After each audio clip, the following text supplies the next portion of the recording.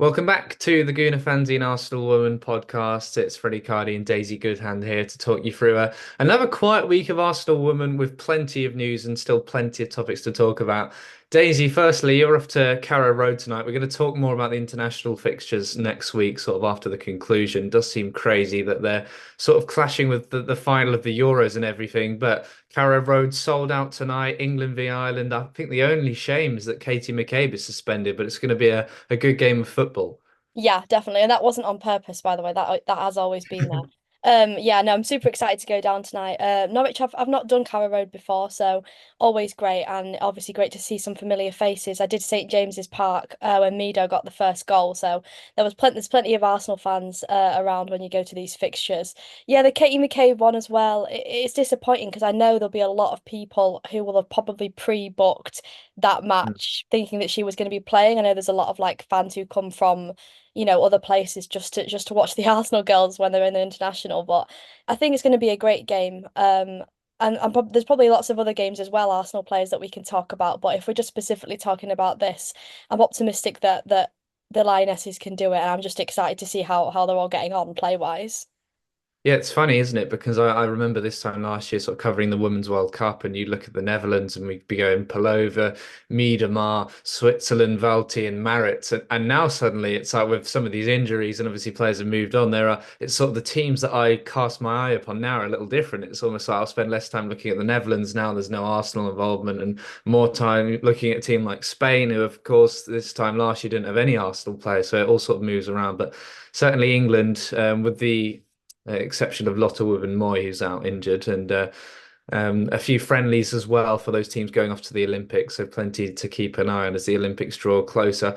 Well, talking of European football, you were on top of this story, Daisy. The Arsenal women Champions League qualifiers draw. Was it as tedious and drawn out as it usually is, or was it okay? You were in charge of covering it for us. Yeah, it was a long process because obviously they do the other draw first. So I did wait around for quite a while. And I also it was the same time when all the politics was going on in the world. So I was sort of half and half with that. But yeah, I think in terms of the actual draw, I think we're quite happy with that. If we look at the teams, maybe not the teams we've got, but the teams we avoided, I think that's where most people were happy not to see those haunting faces from last year, obviously. And I think most actually said that Rangers would be a really good game. So I think the actual, the teams that we've drawn, I'm super excited for those, and I think we've done quite well with that. Really, I do. But then I did think about obviously Atletico Madrid. They're bringing in some good signings, and that if we do get through and they do get through, that could be the tough match I think of the whole group. Letty as well have been strongly linked with a move for Gio from Arsenal, and we've Yeah. sort of seen a bit of the some of her feelings certainly about her time at the club under Jonas Eidevall, and which she came out in an interview with a Spanish outlet a few months ago. And I do feel that she'll be quite fired up if she does go there and ends up playing against her former side. But Rangers to come first, as you say, September the 4th. We'll come on to the potential scheduling issue, but it's a really exciting draw, isn't it? Just because it's if you had an equivalent team like a Rangers from a Sweden or a Norway, for example, there wouldn't be maybe as much interest. But the fact it's a Scottish team. People can travel down from Glasgow and elsewhere. There's a little more interest in that game now. I think when it's all, especially because in European competition, you don't obviously normally get England v England until sort of the knockout stages. So obviously I know Rangers are Scottish, but to have an all British tie, it's Yeah. really exciting, and it's going to be at Meadow Park as well. Yeah, they always make for the best games, I think, even when you get further in like the competitions and you do play those England teams. But in terms of Rangers, I don't watch a lot of them. I don't know what kind of style of that's something I'd have to look at, the style that they play. Because I think people go into that, maybe they say it's an easier draw, but with these Champions League fixtures, we've been in that situation before, haven't we, where we've dubbed a game as easier and then we've obviously struggled to get through and to qualify. But in terms of the teams that were in that draw, I think we've set ourselves up for a really good competition to start with. We did do quite well in the first fixture last year, and I think we can definitely continue from that. Like we discussed last week, lots more time in pre-season to learn how to all work together and bring the new players in and things like that. So I'm really looking forward to it, and I do think the tougher test will come in that second game. But I'm optimistic this time. But I did say that last time, so I guess we'll have to wait and see. Well, as things stand, it'll be Arsenal Rangers and Atletico Madrid v Rosenborg on September the 4th. Rangers finished second. It was, I think it was a final day finish in the end because they were level on points with Celtic. And I think, if my memory serves me right, Celtic got a really late goal to take it away from Rangers, who won 4-0 on the final day. Rangers did beat Celtic in the semi-finals of the Scottish Cup and then beat Hearts in the final. And it's interesting as well because they're a side who, the look of it, they like to play attacking front foot football. But obviously, trying to do that against Arsenal, who have maybe suffered against lower blocks, and if they were say maybe they're the equivalent, as we say, we don't know the level too well, but if they're the equivalent to a lower WSL side, they'd be used to sitting back and used to defending. Because they're used to playing this front foot football, that may well open the game up a bit more for Arsenal, and maybe that's something Rangers will have to look at tactically. Do they sacrifice a bit of their style of play? How will they go about this game, I wonder? Yeah, and I think if we flip that around as well, Arsenal will have to think about playing against an attacking side. We do tend to perform better against those attacking sides because we can counter them quite quickly, but we've got to be switched on defensively, and we don't know what that defensive partnership or back line will look like with new players coming in and things like that. We've really got to be on. I think we've got to be on our game in all of these matches, but it will be a really exciting game, and I would hope that it wouldn't be like you said, Arsenal versus a low block. I imagine it would be two teams really just going for it because this is your chance, isn't it? Especially for Rangers as well. They're not going to come back down. I don't see it going like that, but I think Arsenal have got it in them to catch them out defensively.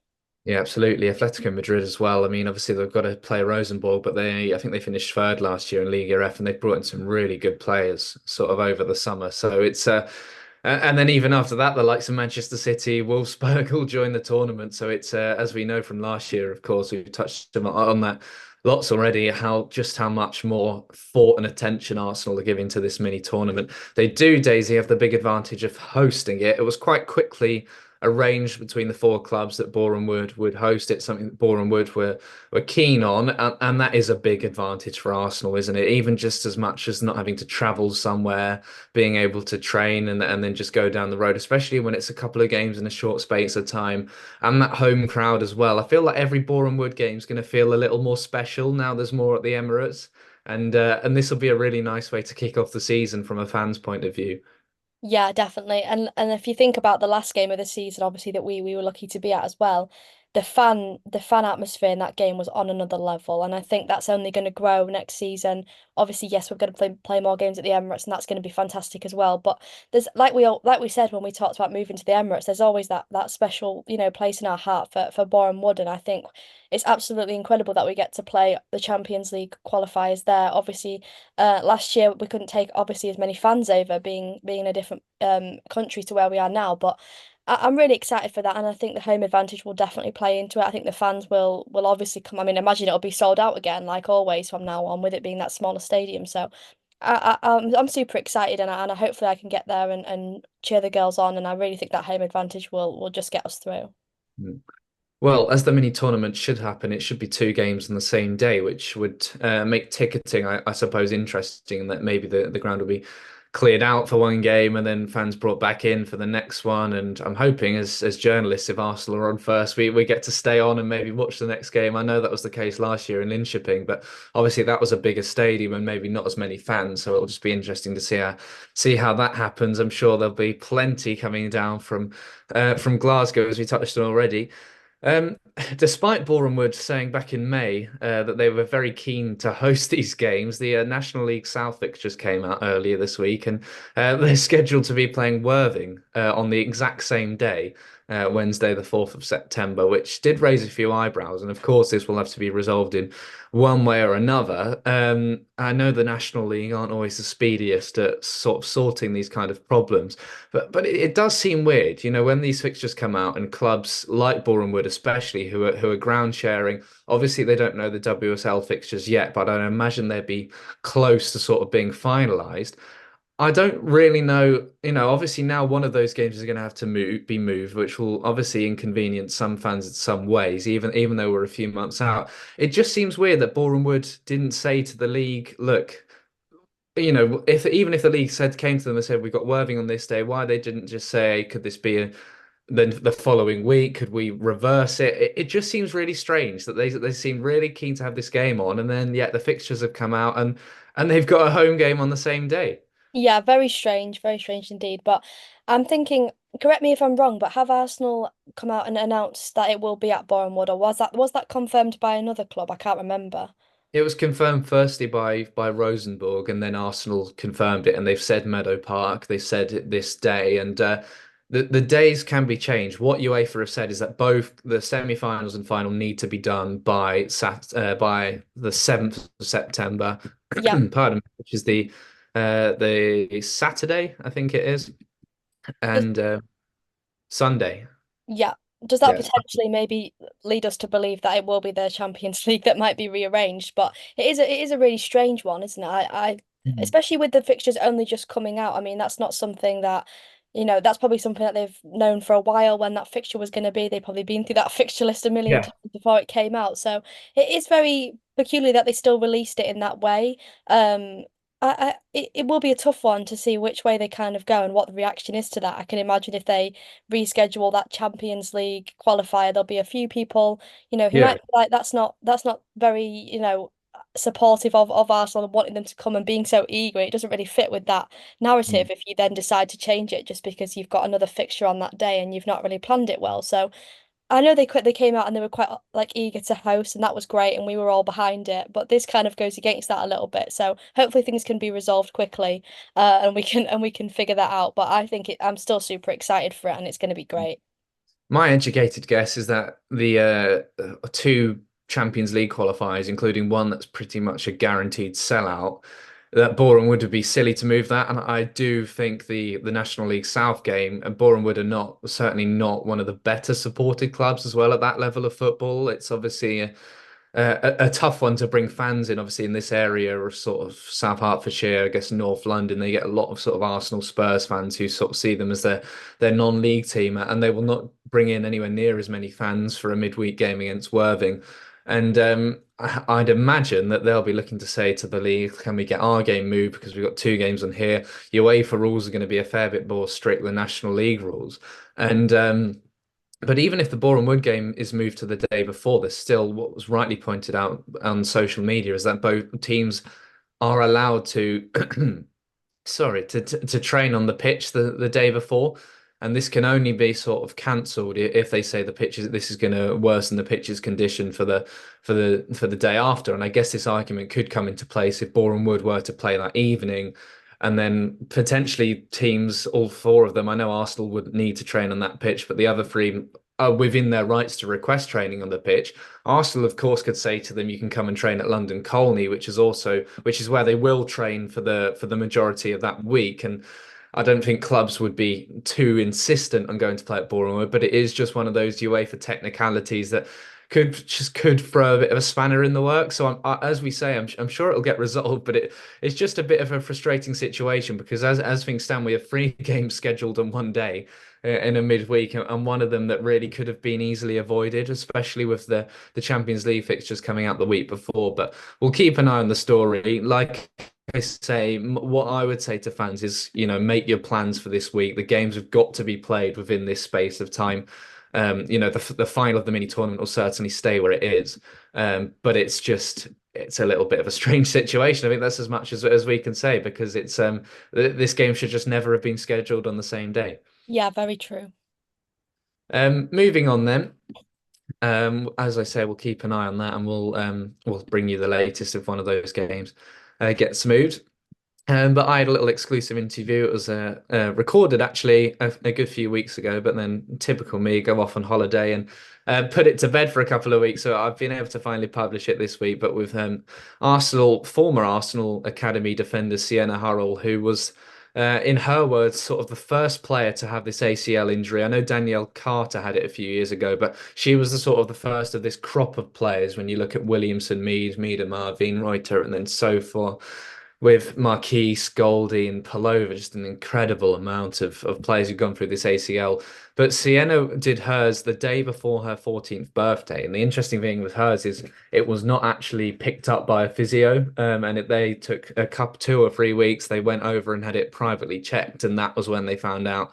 And she was out for a remarkable 522 days, which she can remember off by heart. She could remember the date, the opponent, and exactly sort of how she did her ACL. Daisy, you've been able to read through it. What did you feel you learned, I guess, about her story most and how she felt it was handled by Arsenal? Yeah, the full article is definitely worth like reading because I had a read of that last night on my way home, and I just think that what stood out to me was the level of maturity. Like Mm. at such a young age, and especially a young age when it happened, to go through such a tough thing. We know, even footballers at the highest level, like we've seen in our club, have come out and said how difficult the process is to do that at 14 and then be out for those, over 500 days, like you say. The way she spoke about it, though, it seems like she was tough. It didn't affect her in that it did affect her, but it did she bounced back from it. She was so mature about it. She spoke intelligently in the article when she spoke to you. That's what stood out to me. I think that is an awfully young age for that to happen. And she obviously seemed like a fantastic player. She was really, like you said in the article, she was really making it through the younger age groups and pushing her way through. And I think you mentioned in the article about her potential inclusion in the under 21s. That must have been at the time or near enough, just a bit later. Yeah.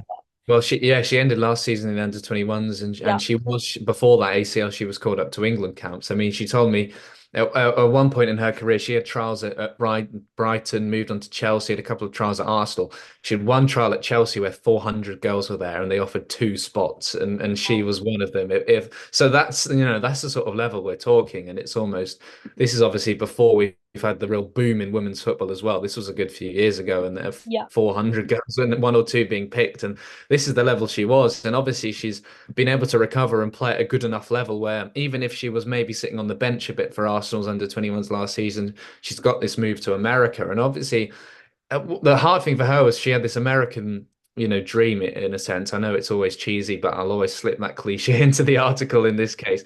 But Yeah. she had this dream, and what America asks for, and these college recruiters, is they need to see clips of you playing. And obviously, she's really struggled to be able to do that when she was out of this ACL, which made the sort of last season really crucial for her. And she was part of that team that won their Southern Division. They went away to Zurich and won that FIFA tournament as well.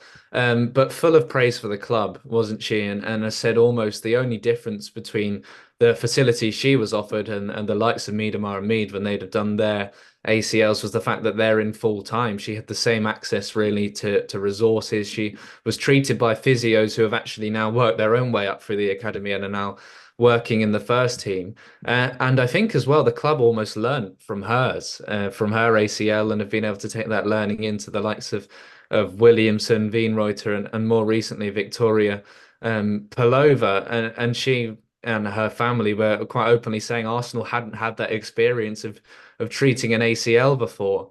It is just an incredible journey, isn't it? She's come back to full fitness, and as you say, the maturity was there. It opened up a lot, I think, my understanding about actually just how much the individual player needs to do. It's not Yeah. something where you sit there and wait for it to get better. It's she had to be so proactive in her recovery at the same time.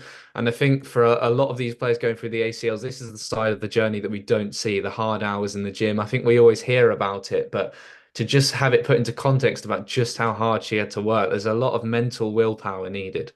Yeah, and what I liked was the bit where she said about like when she was doing exercises and they would say do 21 and she would do 22, and I really like that mentality. And I think, being supported by the club that you're at, especially when you're going through an injury like this, is major, but it is also on the individual's resilience to get through the injury. And there's, as awful as it sounds to say, there are positives to take for Arsenal, like you say, to learn from that and to grow and to be able to treat future players in a better way.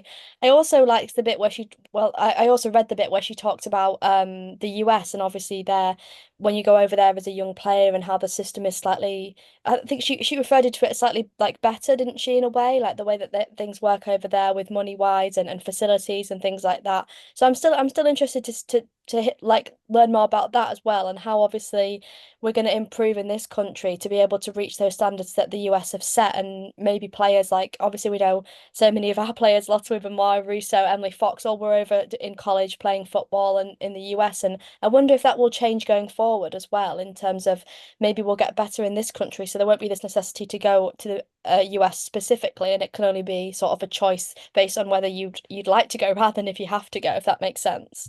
Yeah, I spoke to Amelia Bloom a few weeks ago as well, and that's up on the Guna Fenzian website. And she was really, really insightful into that journey to the US because I think I sort of went into both of these interviews thinking, well, it's actually a lot of players are sort of staying in the WSL, a lot of, as the English game has sort of caught up a bit. But it opened my eyes to actually for these players who are maybe not quite at the level of breaking into these first teams, the US is still the number one destination. You get to, enjoy the educational side along with your football, and that really serves you well because obviously, you look at English football where there's not really as much of a thing. I know non-league players, for example, who go out to the US, but there aren't many in the top 4 or 5 divisions of English football who think, right, I'm going to go through the academy, I'm then going to play in the US, I'm then going to come back. But in women's football, it's so different because of the work that was done sort of in the 1990s when laws were passed that essentially said to colleges, you have to put equal amounts of funding and resources into the women's side, all of your women's teams as your men's teams. And that's what really progressed sort of US women's football at a college level and then on a national level in the 90s. And obviously the WSL has caught up a lot. And as you say, it's nice to see players come back over. And I put that to both, Sienna and Amelia, like, there's always a chance you Yeah. could come back and make it here, but there are still so many opportunities in the US. Sort of, I guess the NWSL will be the top level, but it's nice to see the WSL is starting to attract these players over as well. Emily Fox will be the main example, and it's incredible that Arsenal have 3 players who played at the same US college in North Carolina. Yeah, it seems like there's this pattern of sort of being young, moving over to the US and then coming, maybe potentially coming back. I know there's a lot of sort of homegrown US talent who have stayed over in the NWSL and haven't moved over. So it's still that divide, isn't it, between personal choice and sort of what is the best league at the moment. There'll always be that debate. There'll be pe probably players in the NWSL that will think that that's the top of sort of Mm. football right now, and there'll be people in this country who've seen the growth of women's football and the WSL and think that's where the place is to be. I think that I would like to see a lot more growth in the youth systems in this country, especially like not players not having to rely on going away if they don't want to. I know that might be a personal choice and they might choose that and they might enjoy that, but there shouldn't be this necessity really to go over there if they want to make it in the academies, and we can improve those setups, especially at clubs that are operating in the WSL.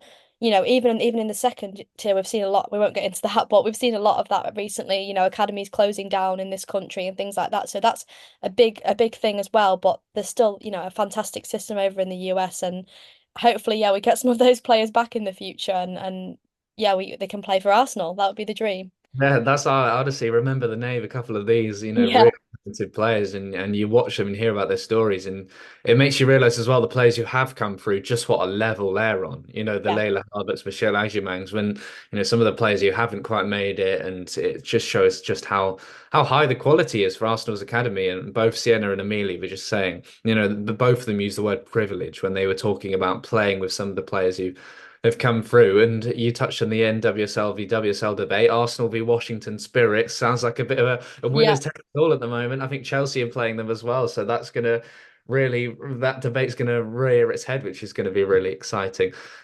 Just finally, we're going to touch on the internationals next week. So we're going to talk about Vivianne Miedema. She was strongly linked with Manchester City for a good while now. That move was made permanent last week in the sky blue of Manchester City. I'm looking at the article I wrote now, Miedema. It still doesn't look right, and it's going to take quite a while. But when these WSL fixtures come out, Daisy, I think it's going to be the first team a lot of people look for. Arsenal v Manchester City. Where's it going to be? When's Vivianne Miedema going to come up against Arsenal for the first time? Yeah, I think I've seen the picture and I still can't get used to it in my head. I think I think they've done really well there in terms of if we're actually praising Manchester City for the signing that they've made. I really hope that she gets straight into that system and fits in because, that seemed to be a little bit of an issue that we had with Viv here. We knew she was a fantastic player. She hit the ground running. She always had for Arsenal, and she her stats don't, they don't lie, but she never really fit into this system that we were building with Jonas. He made that quite clear at times, and potentially that wasn't the only reason that she did leave, but that was part of it. And I really just hope that she hits the ground running. I feel like there's this thing where you can just wish a player well without supporting the club that she's gone to, and that's what I really Yeah. think is let's just enjoy that Viv was a fantastic player for us. Most of us have no bad blood with her for that move because it's what's best for her career, and we'll all be, unless she's playing against Arsenal, we'll all be Yeah. wishing her the very best in her career there at Manchester City. I like the fact as well, she's just said, I put happiness at the front of things now, and she's almost had this journey where maybe she's not quite done that. And I think it's something we should all look at in our careers is putting, your well-being at the top of everything. And she's wanted to stay in the country for obvious reasons. She's found a club that's going to suit her style of play. She's had these conversations with Gareth Taylor. It's just a move that makes sense for her. And she also spoke to Sam Mewis, former US international. She's got an excellent podcast actually on the it's part of Yeah.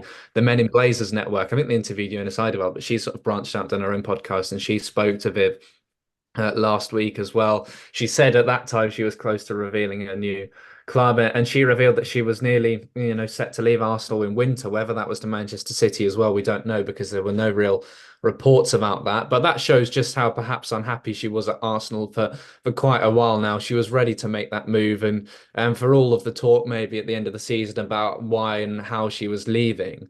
I think that maybe changed that discourse a little bit in the fact that actually it's allowed to happen in some workplaces where an employer and an employee is not quite happening. They've been there a few years, they're ready to move on, and the fact she was exploring that in winter shows that and again then you can go back to how many months before that was she maybe looking to leave. It's been something that's obviously been coming for a while now, Miedema leaving Arsenal.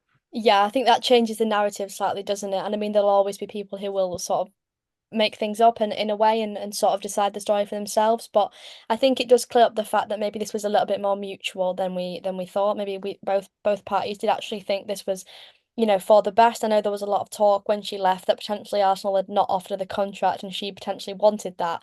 Now we've sort of cleared that up a little bit more that maybe this wasn't the case and she had been thinking about what was best for her career for a while. But I really just hope we can all, in the most positive way, can move past it. We can wish her well. I'm sure there'll be so many people, myself included, that will be rooting for her to succeed. When, no matter what. But yeah, I think it's just the best for her. And obviously I like that she got to stay in this country in a way for her own personal life and separate to the fact that she'll be playing us on a regular basis. But for her own personal development, I think she's at the one of the best clubs for that. Just finally, I'm going to be going home seeing my dog later, and I know he's loyal. He's going to want to see, he's a family dog. He's, good friends of all of us. Mile has let me down in a way because I just don't see how. I know he's a dog and everything, and I know he's, obviously owned by Miedema and Mead. But seeing him in Man City colours, I think that was more annoying for me than seeing Miedema in Man City colours. What's happened to loyalty in the game, eh?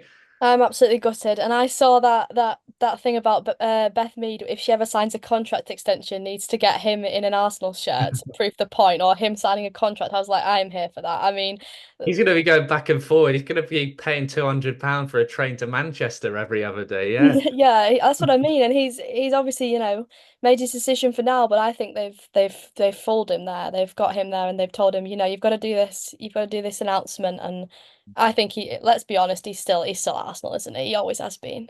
Yeah, we'll get him back at Colney and win. Win can have a word with him a bit down for in pre-season. Yeah, that's always we're always touching on the important stories, but that was just not That having is that. the important story of the week, Yeah, you can't 100%. support two. I'll have a word with Stan when I get home, my Labrador cross, and see what he's got, and we'll get a little exclusive with him later. Yeah, you wouldn't But yeah, catch him in a Spurs shirt, would you? oh, absolutely not. Absolutely not. He'd be out on the street. Yeah, it wouldn't happen. Daisy, always a pleasure. Enjoy the game tonight. We'll catch up with you next week to get your thoughts on it. And is it coming home on Sunday as well? I think it might be coming home. I think I'm optimistic. I do think Spain tough side, but I'd love that, and I'd love let's just all just support. I hate to put this out there and be a little bit political, but let's support men and women's football, guys. That we can you can do both at the same time, so let's just remember that. But really hoping that one of the Arsenal girls get on the score sheet tonight, but it probably won't be Katie McCabe. So we'll see how that goes. No, well, Serena Wiegmann brought it home first in terms of the Euros. Let's see Exactly. if Gareth Southgate could follow in her footsteps. Daisy, great to talk. See you soon. Yeah. Thank you.